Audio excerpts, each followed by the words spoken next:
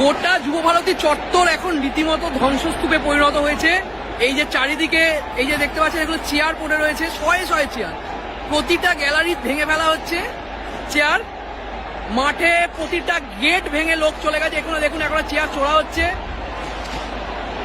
প্রচন্ড অরাজকতা চলছে, পুলিশের হাতেও বিষয়টি আর কিছু নেই, মানে পুলিশ কন্ট্রোল করতে পারছে না এই মুহূর্তে দিয়ে, যায় না একটু পরে কি হবে। গোটা মাঠ শয়ে শয়ে মানুষ নেমে গেছে, মাঠের তো যা দশা হওয়ার হচ্ছেই।